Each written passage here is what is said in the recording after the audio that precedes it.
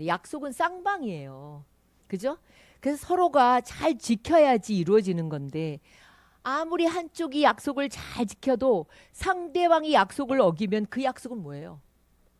취소되는 거잖아요. 그리고 이건 정말 너하고 나하고의 둘만의 비밀이야. 이러고 약속을 해놓고 상대방이 불어버리면 어떻게 되는 거예요?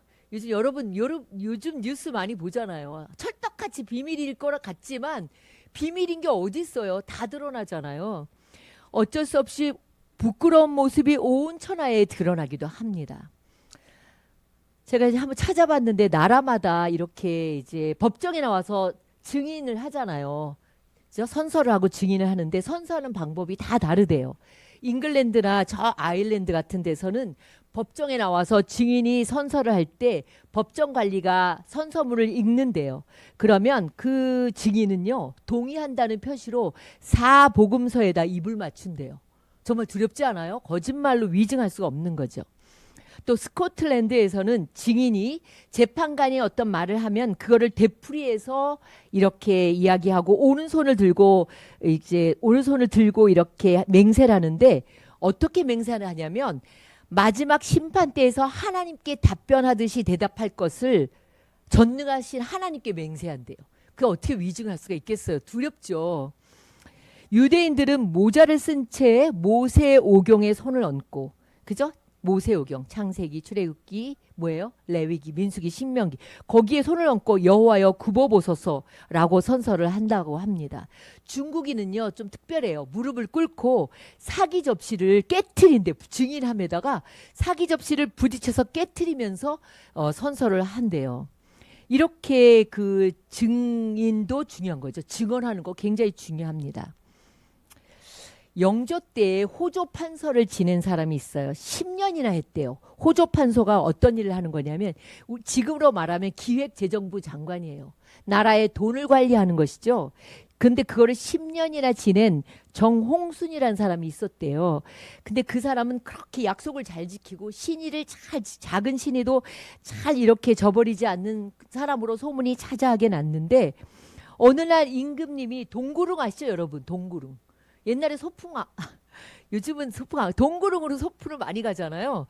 동구릉에 왕이 이제 행차한다는 그런 소문을 듣고 이 정홍순이라는 사람도 많은 구경꾼이 이제 왕을 보려고 나와서 있는데 그때가 장마철이었대요. 그래가지고 갑자기 비가 막 쏟아진 거예요. 근데 이 정홍순이라는 사람은 비가 올 것 같으니까 우립이 뭐냐면 비가 올 때 쓰는 삿갓이에요. 그거를 준비를 해가지고 온 거예요. 근데 자기 거 하나만 갖고 온 게 아니라 2개를 준비해 와서 혹시 비가 올 때 이 우립이 없어서 우왕좌왕하는 사람 하나를 빌려줘야지 하고 하나를 더 갖고 온 거예요. 그런데 비가 막 쏟아지니까 정말 그 옆에 젊은 선비 하나가 막 비를 피해서 우왕좌왕하는 거예요. 그래서 이 정홍순이라는 사람이 그 우립 하나를 빌려줬대요. 그리고 다음날 나에게 꼭 돌려주게나 약속을 하고 빌려줬는데 사흘이 지나도 이 젊은 사람이 선비가 이 우립을 돌려주지 않는 거예요. 그래서 정홍순이라는 사람이 그 젊은 선비의 집을 옛날엔 뻔하잖아요. 이 사대문 안에. 그냥 수소문 해갖고 찾아갔대요. 그랬더니 그 선비가 아유 어르신 비가 오는데 사돈이 우리 집에 와가지고 그분을 빌려줬으니 사흘만 더 기다려달라고 한 거예요. 사흘이 지나도 소식이 없는 거예요. 그래서 다시 선비를 찾아갔더니 그 젊은 선비가 하는 말이 그 낡은 우립 하나 가지고 뭘 그렇게 극성이요? 내가 장사꾼이 하나 지나가면 하나 사드리겠소. 이러는 거예요. 그래서 이 정홍순이라는 이 사람이 이렇게 얘기를 한 거예요. 내가 돌려받고 싶은 거는 그 우립이 아니요. 당신 나하고 약속한 약속에 대한 신이요. 하면서 100리길이나 되는 그 사돈의 집을 찾아가서 그 우립을 찾아온 거예요. 그런 일이 있은 지 20년이 지났습니다. 이 정홍순이라는 사람이 호조 판서가 됐어요. 장원급제도 하고 이제 이렇게 뭐 약속도 잘 지키고 신의를 지키는 사람이니까 호조 판서가 됐어요. 지금으로 말하면 기획재정부 장관이 된 거예요. 그래서 있는데 어떤 신입이 지금으로 말하면 신입이 인사하러 들어온 거예요. 호조 좌랑이라고 이 신입이 인사하러 들어왔는데 어서 낯이 너무 익는 거예요. 그래서 기억을 더듬어 보니까 바로 그 20년 전에 자신에게 우립을 빌려갖고 돌려주지 않았던 그 젊은 선비였던 거죠. 그래서 이 정홍수는 글을 보고 하찮은 우리 하나를 두고도 신의를 못 지키는 자에게 어떻게 나라의 큰 돈주머니를 맡기겠는가 하면서 글을 돌려보냈다고 합니다. 약속은요, 작은 약속이든 큰 약속이든 중요한 겁니다. 여러분, 하나님과의 약속도 중요해요. 너무 중요하죠. 하나님 앞에도 우리가 서원 있잖아요. 서원. 그 서원을 함부로 하지 말라고 하잖아요. 작은 약속이든 큰 약속이든 아이들하고 한 약속이든 어른하고 한 약속이든 약속은 참 중요합니다. 오늘 우리가 읽은 에스겔 17장은 지난주에 우리가 그 성경 말씀 생명의 삶으로 큐티를 한 대목이에요. 에스겔서 17장의 역사적 배경은 이렇습니다. 북이스라엘은 망했어요. 남유다 나라는 거의 망하기 일보 직전입니다. 그래서 에스겔 17장에 보면 하나님이 비유로 보여주세요. 어떤 비유를 보여주시냐면 두 마리 독수리와 백향목과 포도나무의 비유를 통해서 말씀하시는 거예요. 자, 한번 그림을 볼까요? 제가 이 그림 찾느라고 아주 애먹었어요. 웬만한 그림은 있는데 그림이 없어요. 자, 왼쪽을 보니까 독수리가 있죠. 독수리는 큰 나라를 의미합니다. 아주 크고 깃털이 길면서 색깔이 화려한 깃털을 가진 독수리가 왼쪽에 있어요. 그런데 그 연한 가지를 백향목의 높은 곳에 연한 가지를 입에다 물고 어디로 갖고 오냐면 왼쪽에 보니 아주 상인의 성읍 굉장히 화려하잖아요. 바벨론에 심은 거예요. 그런데 얼마나 잘 자라는지 보니까 포도나무가 된 거예요. 이건 비유니까 백향무서 어떻게 포도나무 이렇게 생각해. 자라고 보니까 포도나무가 된 거예요. 그 열매가 너무너무 많이 맺혀 있죠. 그런데 이 포도나무가 그래서 저 독수리의 영향 아래 있게 되었습니다. 그런데 그 다음 그림을 한번 볼까요? 자, 너무 놀라운 게 저 포도나무가 뿌리가 어느 쪽으로 가 있어요? 뿌리가 왼쪽으로 가 있잖아요. 다른 독수리가 하나 나타났는데 그 다른 독수리에게 물을 받으려고 뿌리가 자꾸 왼쪽으로 뻗고 있는 것을 볼 수가 있어요. 자, 처음에 나타난 독수리는 바벨론이에요. 두 번째 독수리는 애굽입니다. 그래서 이 해석은 이렇습니다. 이제 망하기 거의 망해요. 남유다가 망하기 전 왕이 여호야긴이라는 왕인데 3개월밖에 못 됐어요. 왕을. 그리고 바벨론에 쫓겨갔어요. 포로로 잡혀갔어요. 그때 얼마나 많은 사람이 잡혀갔냐면 이 용사가 10,000명이나 잡혀갔고요. 그 당시에 기술자들, 모든 장인과 대장장 이런 사람들을 다 사로잡아서 바벨론으로 끌고 갔어요. 그러니 왕이 없잖아요. 그러니까 이 예루살렘에는 누가 왕을 했냐면 이 왕, 잡혀간 왕의 삼촌인 시드기야 왕이 남유다 나라의 마지막 왕이 되었습니다. 그런데 이 왕에게 계속 에스겔 선지자나 예레미야 선지자나 그때 이제 망할 때의 선지자들이에요. 누차 하나님의 말씀을 전했어요. 뭐라고 전했냐면 너희들이 자꾸 우상을 섬기고 나를 배반했기에 이제 바벨론 포로로 잡혀가는 거야. 그러니 그냥 바벨론 왕에게 항복하고 거기에 있어. 그것만이 너희들의 살 길이라고 말씀했지만 이 시드기야 왕은요. 어리석게도 하나님의 말씀을 듣지 않았어요. 그리고 자꾸만 애굽에게 뿌리가 왼쪽으로 가 있잖아요. 애굽에게 도움을 요청하는 것을 비유로 말씀하신 거예요. 결국은요. 왕이 자신뿐만이 아니라 유다 민족 전체가 파멸에 이르게 된 거예요. 사랑하는 성도 여러분, 지도자 한 사람의 판단이 이처럼 중요합니다. 영적인 지도자 한 사람의 판단이 너무 중요한 거죠. 또 어떤 모임에서도 어떤 곳에서 리더의 그 어떤 판단과 분별력이 너무나 중요한 거예요. 한 가정의 잘못된 판단으로 그 가정이 혼란에 빠지고 믿음을 저버리고 고통을 받기도 한다는 거예요. 하나님은 선지자 예레미야를 통해서 살 길을 말씀해 주셨는데도 이 시드기야 왕이 선지자의 말을 안 들은 겁니다. 시드기야 왕은요 굉장히 성격이 나약해서 내가 바벨론에게 항복을 하면 우리 백성들이 나를 조롱할 것, 남의 눈치를 많이 못, 백성들이 나를 조롱하면 어떡하지? 이런 염려를 한 거죠. 그래서 간신들, 친애굽파의 의견을 듣고 오히려 하나님의 말씀과 정반대로 반바벨론 정책을 핀 거예요. 이런 과정에서 예레미야는 참 선지자인데도 토굴에 갇히고 시위대 뜰에다가 또 가두고 진흙구덩이에 던지고 시위대 뜰에 또 갇히고 이렇게 던져놓고 엄청나게 이 고통과 고난을 당했습니다. 그러나 어떻게 됐어요? 예레미야 예언대로 예루살렘 성은 함락되었습니다. 오늘 우리가 에스겔 이 17장을 통해 하나님은 시드기야 왕이 어떻게 했냐고 말씀하시냐면, 하나님의 말씀을 듣지 않고 애굽과 동맹한 것은 하나님과의 약속을 깨트린 거다, 배반한 것이라고 말씀하십니다. 예레미야 선지자나 에스겔 선지자를 통해서 너희들이 바벨론에게 항복해, 그러면 70년이 지나면 다시 회복될 것이라는 그 말씀을 듣지 않은 거예요. 결국 시드기야는 어떻게 됐습니까? 두 눈이 뽑히고 바벨론에 잡혀가서 감옥에서 옥사하는 비참한 왕이 되어버렸습니다. 사랑하는 성도 여러분, 남유다가, 이 나라가 망한 것은요, 군사력이 아니에요. 군사력이 없어서가 아니에요. 경제력이 약해서가 망한 게 아니에요. 시드기야 왕은 끊임없이 그렇게 생각한 거예요. 우리가 애굽에게 그 도움을 요청하면 돼, 이렇게 생각을 한 거예요. 그러나 아닌 거예요. 애굽을 의지해서 바벨론을 이기려고 한 것, 이건 인본주의죠. 인본주의, 하나님의 생각이 아닌 거예요. 그것에 대해서 하나님은 노하신 거죠. 유다 나라의 멸망의 원인은 왕이 하나님과의 약속을 가볍게 여기고 하나님의 언약에 충실하지 않았기 때문입니다. 그렇다면 우리의 삶은, 지금 이 시대를 살아가는 우리에게는 어떻습니까, 여러분? 여러분의 삶에 위기가 와요. 누구나 위기가 오고 고난이 옵니다. 그럴 때 내 고집을 가지고 다른 사람의 이목을 생각하고 내 자존심 때문에 뭔가 그렇게 생각하면 안 돼요. 내게 조금만 돈이 있었더라면, 내 남편이 이렇게 했더라면, 내 아이들이 저렇게 했더라면, 그래서 이리저리 방황하면은 상황은 더 미궁에 빠지게 돼요. 그때는 그냥 즉시 하나님 앞에 엎드려야 돼요. 하나님이 낮추시면요, 도울 자가 없어요. 사람이 도울 수가 없습니다. 그러나 하나님이 세우시면요, 사람이 어떻게 할 수가 없습니다. 하나님은 죄악으로 더럽혀진 그 거룩한 성 예루살렘의 땅을 회복시키기 위해서 보내신 거예요. 땅도 더럽혀졌거든요.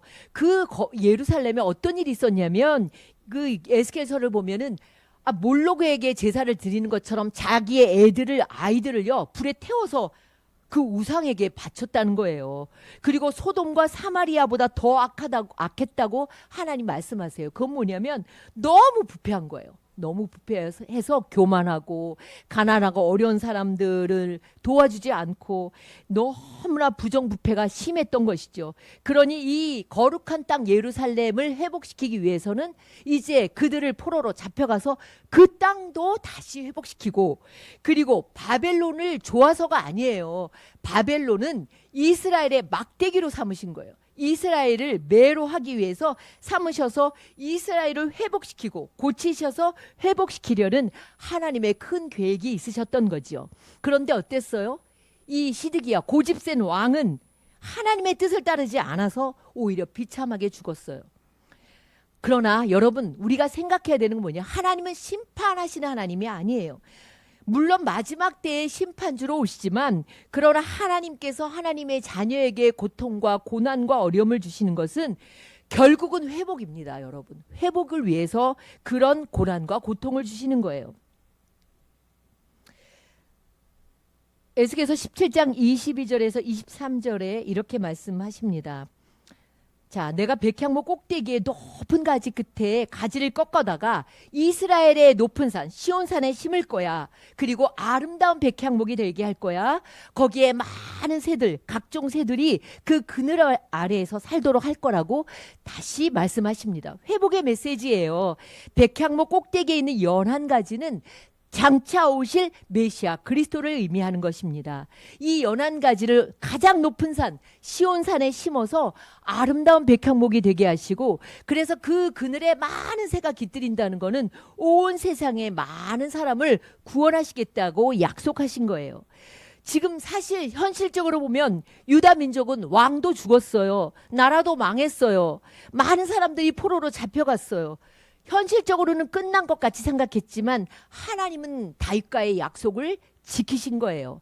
다윗의 후손으로 메시아를 보내시겠다고 약속하셨고 그 메시아가 오셔서 영원한 나라를 친히 세우실 것이라고 약속하신 거예요.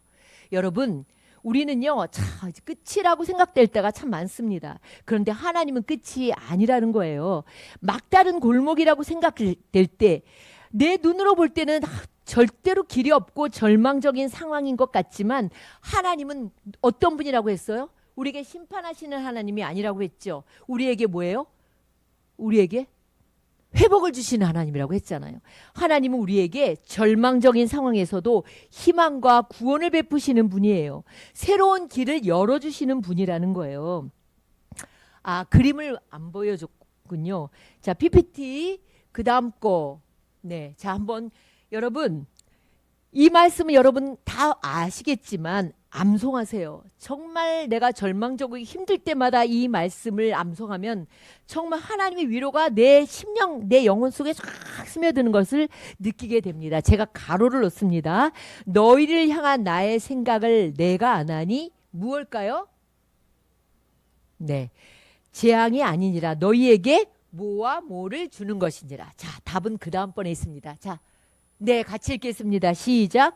너희를 향한 나의 생각을 내가 아나니 평안이요 재앙이 아니니라. 너희에게 미래와 소망을 주는 것이니라. 미래의 희망인데 세 번역은 희망인데 제가 소망이라고 썼네요.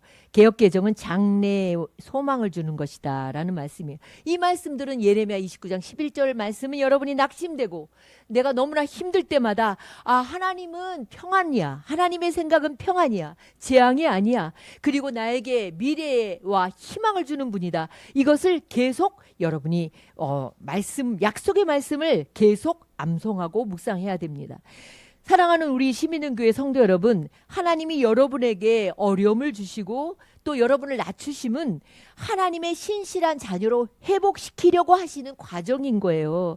믿지 않는 사람들은 끝났다고 생각되고 막다른 것이라고 생각될 때 그냥 포기해버려요. 그리고 절망해버려요. 그런데 하나님의 자녀는 그때에 갈라져요. 더 담대해져요. 강해져요. 왜냐하면 하나님의 약속을 신뢰하기 때문입니다. 하나님은 절대로 변하지 않아요. 누가 변해요? 우리가 변하는 거예요. 우리가 이랬다 저랬다 하지 하나님은 한 번 약속하신 것은 절대로 변하는 분이 아닙니다. 여러분, 길이 안 보일 때도 사방이 막힌 때에도 우리는 그때 정말 하나님의 언약을 기억해야 되는 거예요. 길이 안 보인다고 길이 없나요? 내 눈에 안 보일 뿐이에요. 사람의 어떤 뜻은요, 경험에서 나오는 판단이 많아요. 그런데 하나님의 뜻은 위에 계시니까 훨씬 더 하나님의 뜻은 크고 높은 거예요. 유다왕 시드기야는 자신이 보이는 것으로 판단한 거예요. 그러다가 바벨론에서 비참하게 생을 마감하게 되는 거예요. 사랑하는 성도 여러분, 내 기준에서 하나님의 말씀이 맞지 않고 이해되지 않아도 끝까지 하나님을 신뢰해야 돼요. 인간의 판단은요, 오류가 많아요. 그러나 하나님의 뜻은 완전합니다. 하나님의 뜻을 그래서 따르는 훈련이 자꾸 필요해요. 자꾸 내 생각을 버리고 하나님의 뜻을 따르고 나의 또 어떤 판단을 내려놓고 하나님의 뜻에 순종하는 이 훈련을 하다 보면 그 사람이 하나님의 인도를 받는 사람이 되는 거예요. 예를 들면 이래요. 수건을 여러분 가리고 걸어가면 알아요.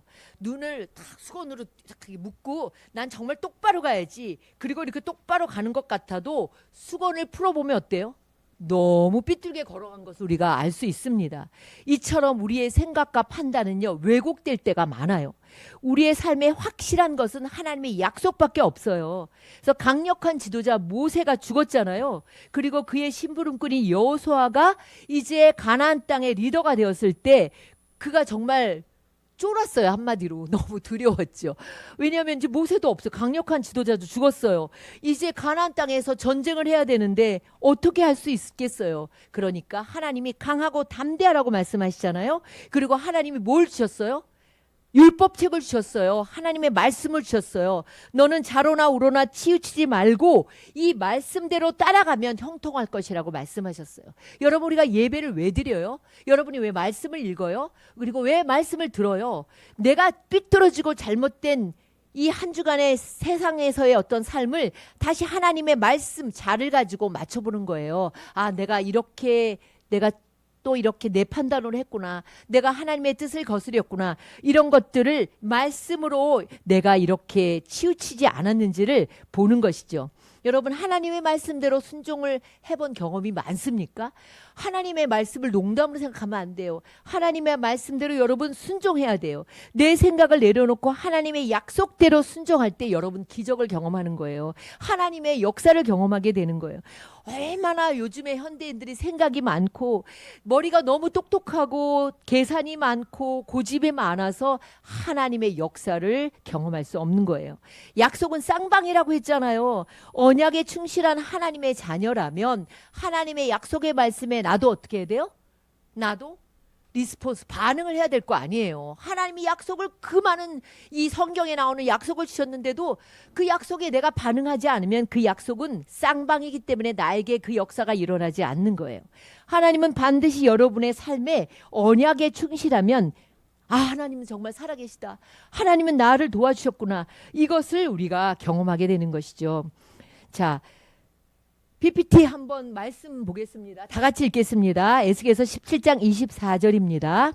그때야 들의 모든 나무가 나주가 높은 나무는 낮추고 낮은 나무는 높이고 푸른 나무는 시들게 하고 마른 나무는 부성하게 하는 줄을 알게 될 것이다. 나주가 말하였으니 내가 그대로 이루겠다.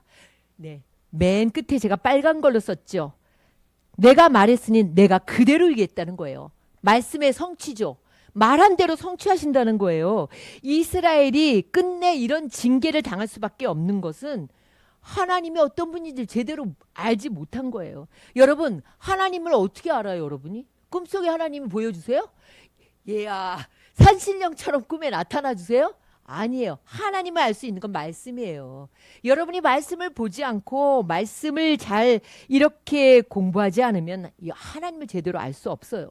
그러니까 이들이 끝내 망할 수밖에 없었던 것이죠. 그래서 에스겔서에서 가장 많이 나오는 표현이 뭐냐면 내가 여호와인 줄 알리라. 내가 너희들이 여호와인 줄 알리라. 이런 것이 많이 나옵니다. 하나님은 어떤 분이세요? 자신이 말씀하신 것을 그대로 이루시는 분이 하나님이시라는 거예요. 그런데 여기 보면은 네 단어가 나와요.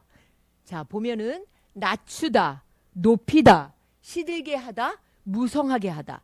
네 단어가 나옵니다. 하나님께서는요, 지금도 역사의 주인이신 하나님이 나라를, 개인을 높이기도 하시고 낮추기도 하십니다. 시들게도 하시고 무성하게도 하십니다. 전적으로 하나님의 일하심입니다. 그래서 시편 75편 5절 7절의 말씀을 보면 오만한 뿔을 높이 들지 말아라. 목을 곧게 세우고 거만하게 말을 하지 말아라. 오직 재판장이신 하나님만이 이 사람을 낮추기도 하시고 저 사람을 높이기도 하신다는 거예요. 여러분, 하나님의 사람이라고 교만하면 절대로 안 돼요. 결국은 하나님이 낮추시면 높일 자가 없는 거예요. 여러분은 어떤 말에 귀를 기울이십니까?